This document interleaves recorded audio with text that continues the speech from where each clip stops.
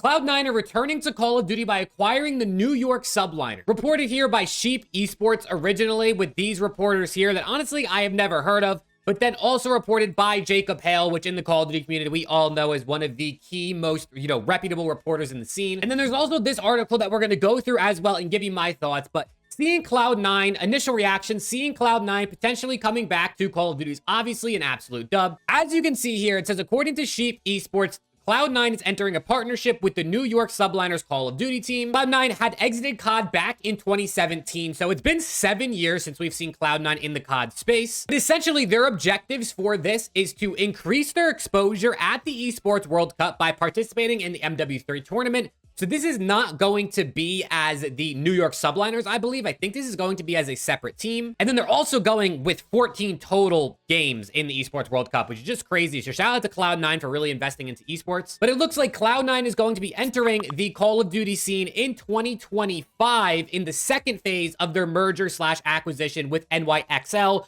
which is obviously the owners of the New York Subliners, basically saying that they're going to be in the Call of Duty League under whatever this new format looks like going forward as the New York Subliners. But for now, in the short term, I'm not sure if that means they are partnering with New York to send the team to the Esports World Cup, or if they're going to try and get another team to sort of qualify in as the Cloud9 brand. And one of the things I'm personally most interested in about this report and when this acquisition eventually happens is what's going to happen with the team branding, right? Cloud9 coming in, taking the acquisition of the New York Subliners of NYXL does not necessarily mean the end of the Subliners branding, right? We previously saw G2 merge with V1 and take over the Rocker branding, but Minnesota Rocker are still the team we see now in the COD League. But then we've also seen Team Heretics take over the Florida Mutineers and rebrand the team to the Miami Heretics. So essentially, we could see the New York Subliners continue under, NYXL and Cloud9 ownership, but with their current branding, or we could see some sort of new team come in with Cloud9 branding. I saw some people saying they're going to be called the Cloud9ers. I saw some people saying they're going to be called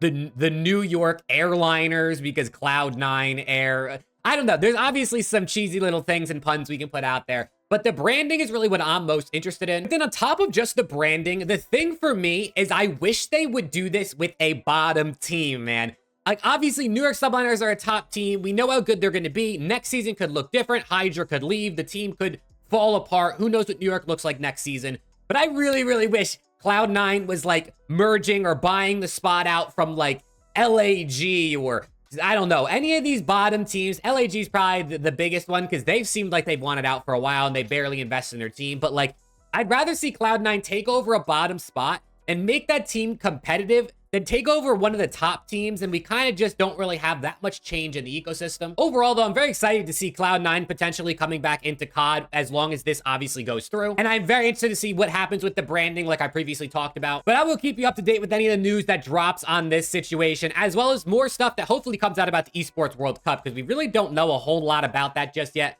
other than sort of the format of the event, as well as all 12 CDL teams were invited. So if you want to stay up to date with more competitive Call of Duty news around the entire scene, make sure you sub to the channel. We're on the road to 5K, and hopefully I'll see you all in the next one.